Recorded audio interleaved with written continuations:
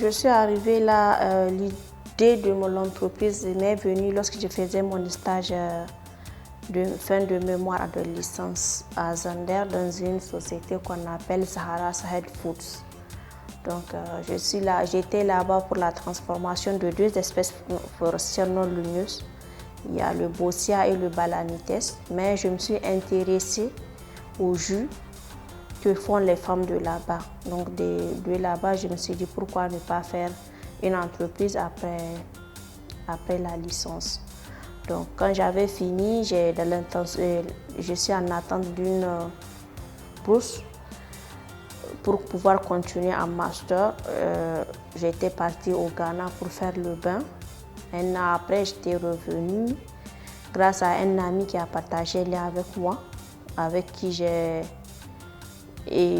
échangé le lien pour postuler à un appel à projet de CPA Codec 2019, dont j'étais lauréate. Donc depuis là-bas, j'ai été lauréate, j'ai créé mon entreprise Ramo Nature qui œuvre dans la transformation des fruits des plantes forestières non lumineuses en jus. Donc de là-bas, j'avais une boutique en ville. Les petits qui géraient ma boutique me disaient que les gens viennent demander est-ce qu'on a le lait. Donc de là, j'ai eu l'idée de faire le yaourt. Maintenant, on œuvre dans la transformation des fruits des plantes forestières non lumineuses en jus et puis on transforme le lait en yaourt et les produits dérivés comme le fromage sec et le fromage frais. Bon, notre entreprise est semi-industrielle. On a une partie qu'on fait artisanalement jusque-là, surtout en ce qui concerne la transformation des fruits en jus. Mais il y a aussi des appareils qu'on utilise. On a une entreprise semi-industrielle, on n'est pas tout à fait dans l'industrie au fait. Donc il y a certains appareils qu'on n'a pas et donc on prend attention de faire la production en évitant d'être contaminer le produit. Bon, les défis auxquels on fait face sont surtout en ce qui concerne le lait frais. Et grosso, on n'arrive pas vraiment à avoir le lait frais. Ça, c'est un défi qu'on a. Et bon, le défi aussi qu'on a, c'est surtout au marché. Vous savez, maintenant, le marché est bourré de produits laitiers.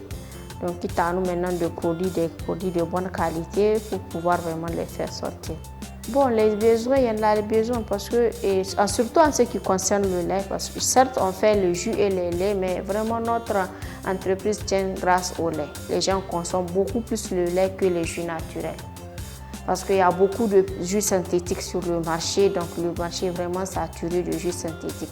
Mais les gens consomment beaucoup le lait. Bon, surtout mon fait papa, paix à son âme, il m'a vraiment beaucoup aidé. Et pour ce qui est le début de mes activités, mis à part le prix que j'ai eu, il y a aussi les amis qui m'ont aidé vraiment. Bon, j'ai ma petite soeur qui est là, elle vient de temps en temps m'aider, surtout en ce qui concerne le jus. Quand il y a beaucoup de travail, il y a beaucoup de commandes, comme on est au nombre de 3 au niveau de la production et 2 au niveau de la vente. Quand il y a la production et qu'il y a beaucoup de travail, elle vient nous aider.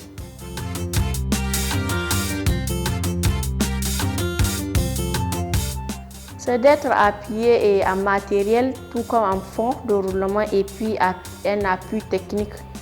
Parce qu'on ne peut pas te donner un appareil que tu ne sais pas utiliser et qu'il faut qu'on te forme en t'appuie techniquement à l'utilisation de l'appareil. Bon, pour ce qui concerne les jus, on a les mixeurs, on a les pasteurisateurs qu'on n'en a pas. On utilise jusque-là les méthodes traditionnelles qui est la pasteurisation dans les marmites. Donc on a vraiment besoin d'un pasteurisateur, d'un mixeur pour les jus. Et bon, pourquoi pas d'un nouveau frigo pour pouvoir avoir une boutique en ville. Bon, je remercierai le Promel qui m'avait permis vraiment d'atteindre le niveau où je suis maintenant. Je remercie le Prodec aussi qui m'a permis de créer mon entreprise. Et je remercie aussi AgriShop qui prend mes produits pour Niamey. Et le procédé de transformation consiste à faire le mélange du lait. Le mélange consiste à faire le mélange du lait avec le sucre pour pouvoir faire la pasteurisation.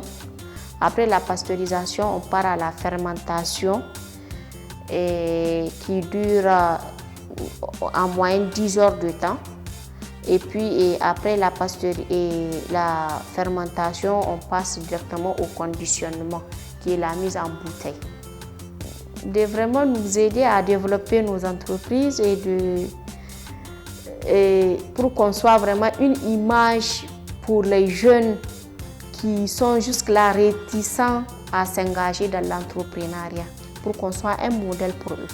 Je fais appel aux jeunes vraiment de ne pas se fier seulement à l'État et dire que j'ai fait des longues études, je dois attendre à ce que l'État me recrute. Vraiment, je les encourage à s'initier dans l'entrepreneuriat. C'est pas facile, je le dis, c'est pas vraiment du tout facile, mais tout début est difficile. Si vraiment on a la foi et la vocation, moi je me dis que ça va aller.